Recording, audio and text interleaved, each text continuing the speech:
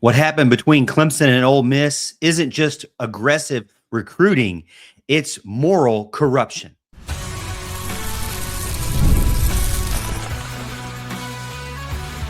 You are Locked On Clemson, your daily podcast on the Clemson Tigers. Part of the Locked On Podcast Network, your team every day.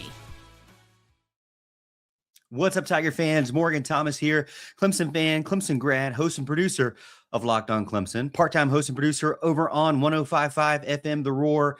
Thank you so much for making Locked On Clemson your first listen of the day. We're part of the Locked On Podcast Network, now the number one sports podcast network, and that is largely due to viewers and listeners just like you, the everydayers who stick with us Monday through Friday every single week. And if you're not yet an everydayer, you're one of those 60% or so who are not yet subscribed or listening every single day. Well, what are you waiting for? Get in, hit that follow button, hit that subscribe so you never miss another episode. Exclusive Clemson content Monday through Friday every single week. And man, this Friday episode, I know you've been waiting for. This is the one that we're going to actually discuss what happened, because Dabo Swinney came out and talked about what happened with Luke Ferrelli, Ole Miss, Pete Golding, and the whole timeline of events. I was as shocked as you were. If you didn't listen to the post or the press conference from today, we will discuss it. The whole episode is going to be about what Dabo Swinney said in the press conference. We're going to finish it up at the end, talking about my strategy going forward, what I would like to see to fix everything in college football, and that is a scorched earth mentality. Segment 2, I'm going to dive into moral corruption, because that's what this is all about. And unfortunately, it's a lot of accepting that behavior from a lot of us out there. And then, first of all, we'll just start out with the most shocking of all, and that is the timeline of events from this Ole Miss tampering situation that Dabo Swinney told us about today. And we're all really shocked of how much detail he went into it. And everybody's been talking about it.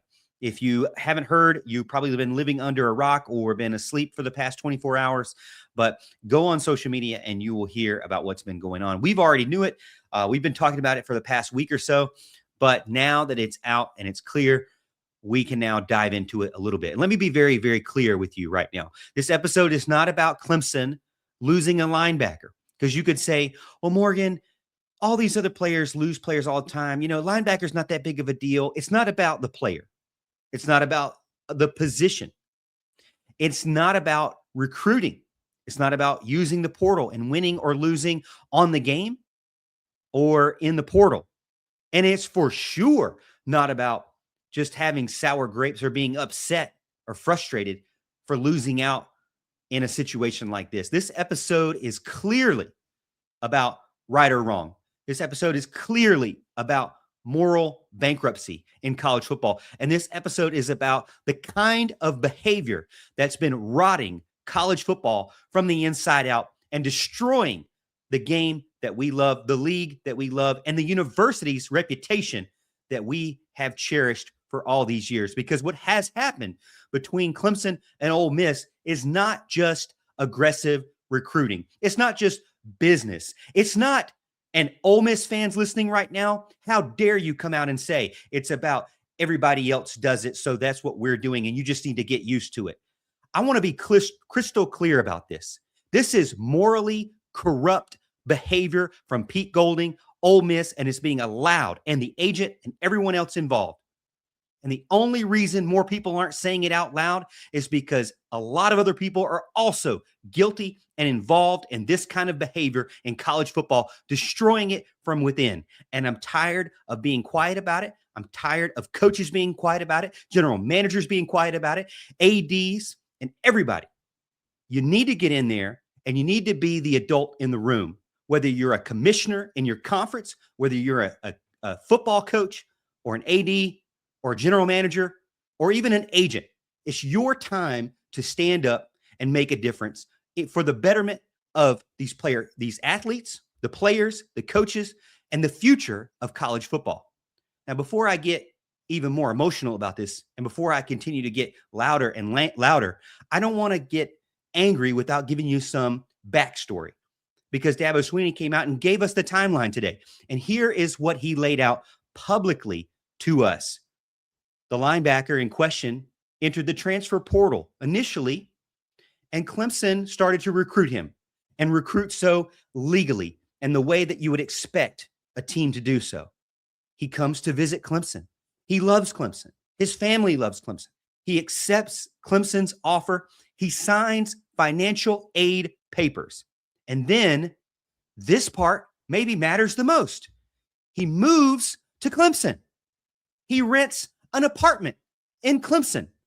He buys a car to drive around Clemson. He enrolls in classes and attends classes in Clemson. He goes to workouts at the facilities in Clemson. He attends team meetings and meets other players in Clemson. Now, let me slow down. Because maybe you're confused, especially if you're from Mississippi. But let me make sure that you don't get confused. Because at this moment, in this timeline, is this player a recruit anymore? He is no longer a recruit. Is this player in the transfer portal anymore? No, he is no longer in the transfer portal. This player is proven at that point in time, to be a Clemson student athlete, period. That's the end of the story. He was already a Clemson student athlete. Now, according to Clemson, while this player was in class, in meetings, in workouts, he started to get communication from Ole Miss representatives, text messages, escalating offers, direct inducements to leave Clemson and join Ole Miss. And Clemson did what you're supposed to do, did what anybody would want a team to do. They warned them. They said, hey, this is not right. This is what's going on. They told them to stop. They tried and did handle it as professionally as possible. And yet, the contact between the player and Ole Miss continued. And then comes the most disturbing part of the whole thing. The coach continued to directly text him, get other players involved. But then the player's own agent comes out and behind everything says, well, you know what? If you match Ole Miss's deal, we'll give you all the proof from all this tampering as well. So he can stay on your team and you can go after Ole Miss. Now let me stop again and make sure you don't get confused by all this. Ole Miss and the head coach, Pete Golding, is going after this player while he's no longer a player that should be able to be recruited. He is financially trying to get this player to get into the transfer portal, which is supposed to be absolutely illegal and not allowed. Meanwhile, the agent is saying, we'll match the money and we'll show you the evidence. That's not negotiation. That's not agent representation. That's not advocacy for a young man or your client. That was an attempted shakedown of Clemson University and Dabo Swinney and his staff. And Jordan Sorrells said, no way. And rightfully so. Refuse to play the game, refuse to get dirty, refuse to reward behavior that is morally corrupt. And hours later, guess what happened? The player is in his driveway, ready to go, getting out, going to, where do you think he's going? Florida? California? Canada? Greenland? No, he's going to Mississippi. Mississippi. What do you know? Shocking. He re-enters the transfer portal. It took a few days because of the weekend, and Clemson had to enter his name in. But guess what? Where is he going to go? On3. All these other big time places posting articles. Where is he going to go? We all knew it. We knew it a week ago. There's no question where he's going to go. Within hours, Ferrelli commits to Ole Miss. What do you know? That's what happened. That's what happened. That's the timeline. So you've got a head coach that is going after a player, no holds barred, illegally, against the rules, upping the ante, negotiating, directly texting, getting former and current players involved in the recruitment, illegal recruitment. You've got a general manager at Ole Miss saying that he's wiping his hands clean of the situation. The coach is all in charge of this, and the coach is doing what he wants to do. And then you've got an agent behind everything saying, hey, you know what? We'll make it right if you match what they're matching. Morally corrupt behavior. And those were the events as they were presented today from Dabo Swinney. And after everything, Clemson turned him in to the NCAA. Maybe, just maybe, this is the team that you can't mess with because Dabo has actually been doing it the way that it was written to do. Now, let's talk about what all this means in segment 2 and what moral corruption and bad actors can do or have done to college football.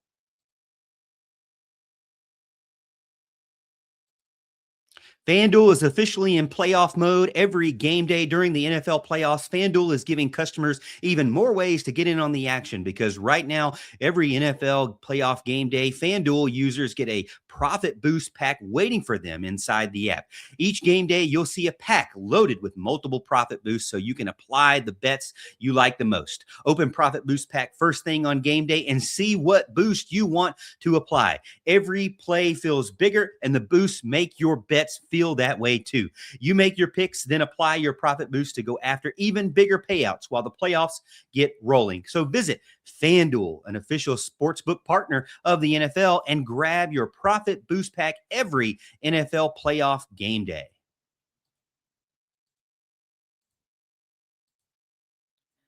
Thank you so much for making Locked On Clemson your first listen of the day. And thank you for making Locked On the #1 sports podcast network. You know, I love Locked On because, man, I listen to Locked On Clemson. Sometimes I hate to listen to myself. Hopefully you like to listen to me more than I like to listen to me.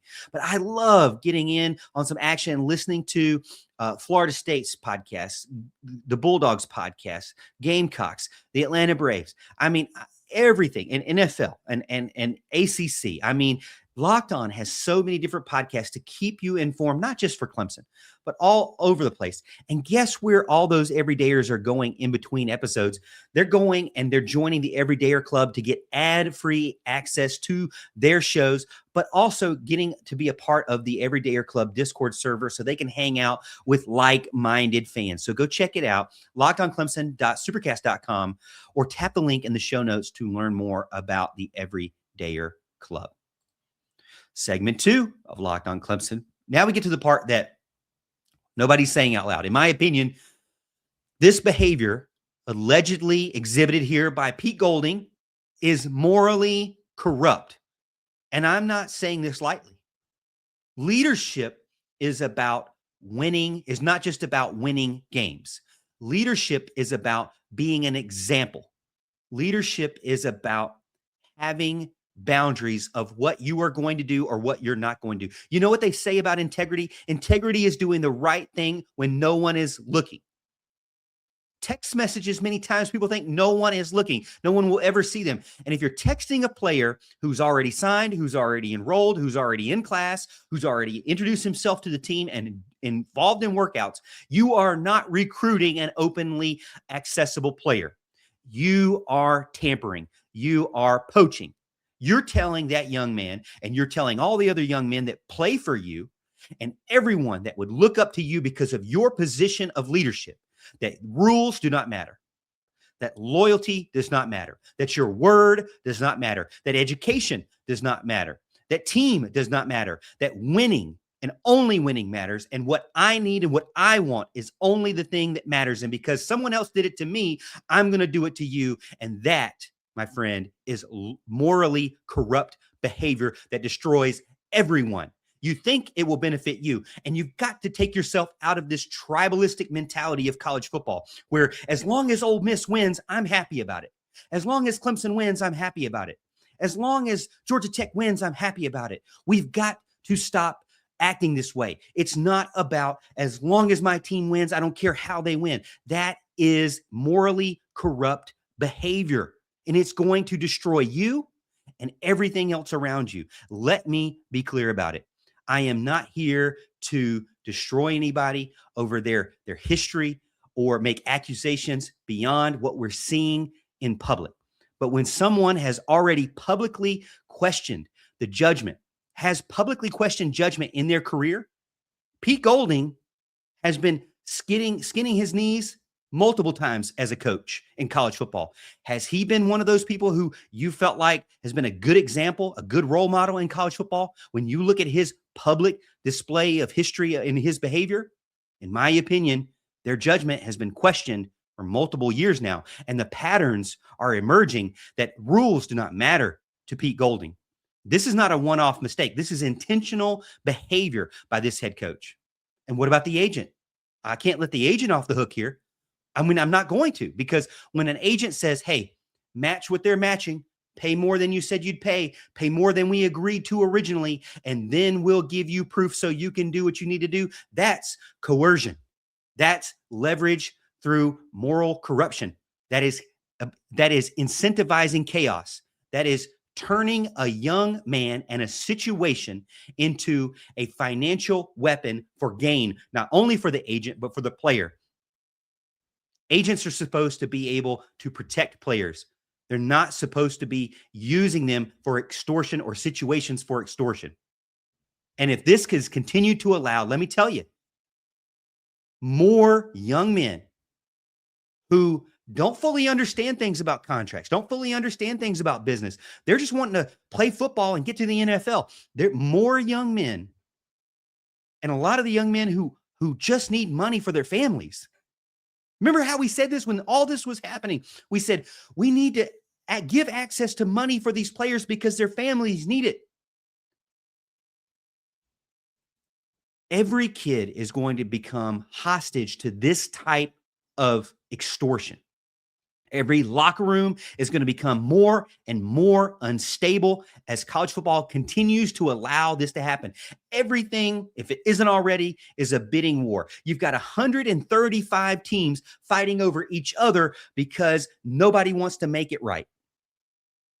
And you can't win. I mean, you could fight off, you could spend all the money, all the effort, and continue to fight off Florida State, and all of a sudden Georgia Tech coming around. You could do everything to fight off Georgia Tech, and all of a sudden Wake Forest come around. And then you got somebody from another conference, Ole Miss, LSU, whoever it may be. And then you've got a group of 5 teams constantly fighting. Not only are there no rules, not only are there no set contracts, there's no repercussions for violating your word or even a contract, but also you've got so many teams involved in this league, massive league of college teams, that anybody and everybody can find a little money here or there to poach another person. It is an all-out Wild West bidding war for players, all because to win a game, to fill a need, or if anything, in a lot of cases, just so that that player never plays on that other team. If you don't find ways to speak up about the system and the way it is, it's never going to change. You have to call out immoral ethics and backroom dealings like this. You have to call out cheating when you see it. You have to. Because if you're not calling it out, then the odds are you're probably doing it yourself. And then shame on you as well, because you're ruining college football for your own personal gain. You're ruining a sport that we love. All because of what? To get to 10 wins? Ole Miss did everything they did this season and still didn't get to a national championship. And they're going to do everything they're going to do this offseason, and I guarantee you they may not be in the national championship again in 2026. So you're going to be left with a team that maybe makes it to the playoffs, maybe doesn't. There's no guarantee, but then you're going to walk away and say, man, 2026, we did all this backroom dealing, shadiness, and still didn't win a national championship. You have to complain about it. But people don't want to complain about something that they're making money off of, that they're benefiting from. And honestly, maybe I'm just screaming at the clouds. Maybe I'm the old man that needs to get off of his lawn or needs you to get off of his lawn. Maybe I'm just angry at the old ways of doing things. Maybe I'm completely wrong. But I tell you what, I'd rather be wrong and fight for what I believe is ethically right and morally right than sit here and say, well, everybody else is doing it, so I'm going to keep doing it. Everybody else is doing it, so you got to, join them. If you can't beat them, join them. That's not the way to raise young men. That's not the way to raise your children. That's not the way to act as a man. We have to start being adults in the room. This has got to stop. It's not going to stop, but I'm telling you right now, I'm going to at least tell you where I stand on all this. And hopefully they turn this stuff in and something actually does happen. And if it doesn't, well, college football may never get back and may slowly degrade to where less and less teams can participate. Because I tell you what, there is exhaustion of donors. You keep doing all this morally corrupt stuff with other people's money and still not winning games, still not winning the SEC, still not winning national championships. And all of a sudden, before you know it, the money's drying up. And then you're left bankrupt and morally corrupt in a ditch where nobody wants to be around you at all. And no one can trust you. All right, everydayers, stick with me. Segment 3 right here, Locked on Clemson.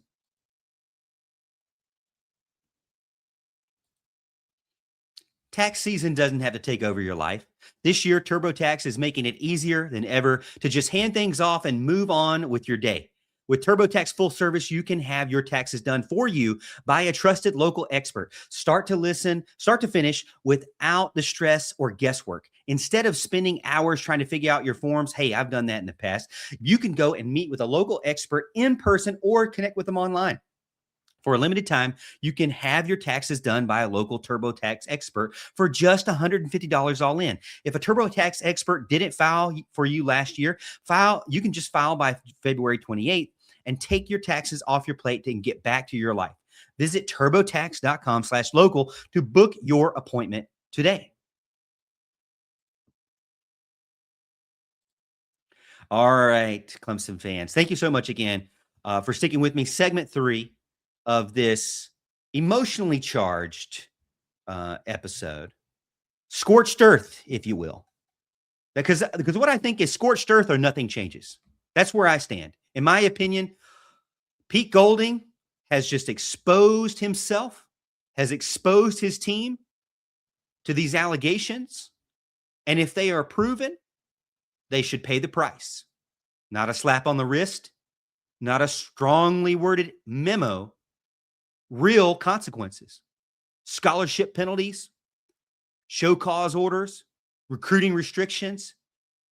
And yes, I believe the agent involved in this type of behavior should be decertified or at least face a review for his license. Because if nothing ever happens, if there are no penalties and this is found out to be true, which there's no way Dabo Swinney and Graham Neff and all of these coaches have said all of this publicly and gone by line, hour by hour, day by day in a public timeline, and it all be fake. There's no way. I mean, if anything, how did the player go from where he was at to now Ole Miss if none of this was true? If nobody pays a price, if there's no restrictions,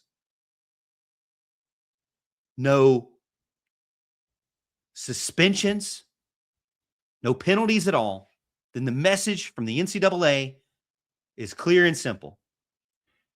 Cheating doesn't matter. Cheating actually prospers. Cheating works. It's accepted. Anybody can do it. We have no way of enforcing it. And college football is a true Wild West with no rules and regulations. And I'm telling you right now, it might not hurt your team this year. It might be Clemson this year, but it'll be somebody else next year. And then somebody else. And then somebody else. And then eventually, maybe Clemson's little old Clemson and it doesn't bother the national picture. Maybe nobody cares about little old Clemson. But maybe, just maybe, one day it happens to your team and you finally speak up because you don't have a morally corrupt head coach. Maybe because your team hasn't spoken up, maybe you need to question your coach and what things he's doing behind the scenes. Now, again, I'm going to tell you one thing that might surprise you from this whole podcast. I don't blame the football player. I really don't. In a lot of ways, I can understand where he's at. He's a young man, in his early 20s. He's under pressure to perform. He's under pressure to make more money. He's being pulled by adults who have power, who have influence, who are supposed to be wiser, and who have money. I blame the system. I blame the adults in the room. I blame the people who know better and shut their mouth and let everything happen anyways, and have waited for year over year until now finally it happens to Dabo. The 1 year we beg him to get in the transfer portal and it happens immediately. Go figure. Go figure. Not a shock at all.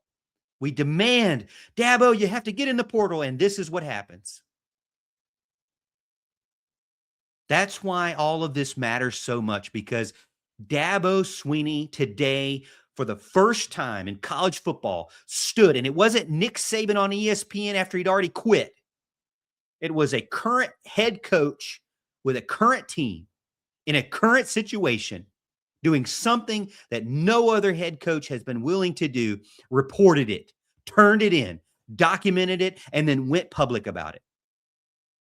Not because it was easy to do, not because it's going to get him wins in 2026, but because it was the right thing to do. And if you've disagreed with me this entire episode, you really need to think about, what are your values in your life? Is it just winning football games? Is it just beating the other team? Is it just having bragging rights in college football? I'm not saying Dabo Swinney is perfect. He doesn't need to be perfect. I'm not saying that I like everything and every way he does it. But I'm telling you right now, if anybody was the worst coach to do something like this to, and it shows you just how corrupt Pete Golding is, because anybody with a brain would have said, Dabo Swinney's not a guy that I have receipts on.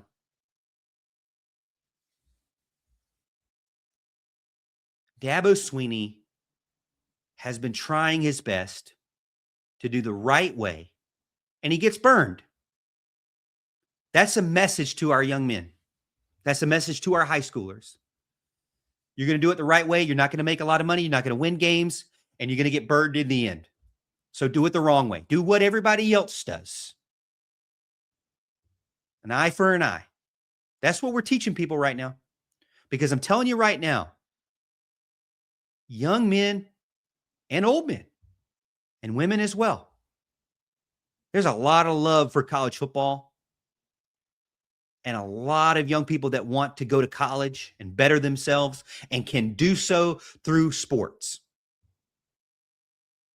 And if we don't get this right,